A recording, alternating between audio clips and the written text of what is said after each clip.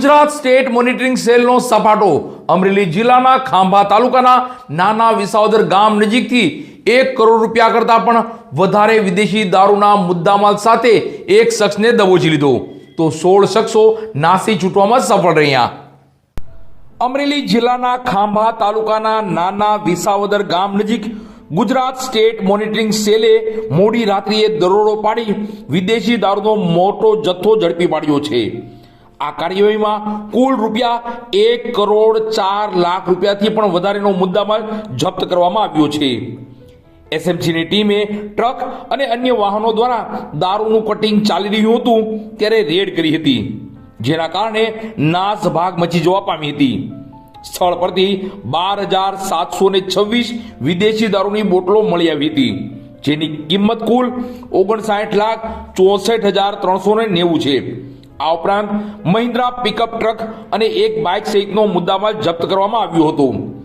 આ દરોડા દરમિયાન ગારિયાધારના તનવીર નાસિર હુસેન નામના એક આરોપીને ઝડપી પાડવામાં આવ્યો હતો। જોકે મુસીમ તેલી, સોહેલ સૈયદ સહિતના વાહન માલિકો, ડ્રાઈવરો અને અન્ય અજાણ્યા માણસો મળી કુલ 16 આરોપીઓ ફરાર થવામાં સફળ રહ્યા હતા। ફરાર આરોપીઓને ઝડપી પાડવા માટે પોલીસે કવાયત હાથ ધરી છે।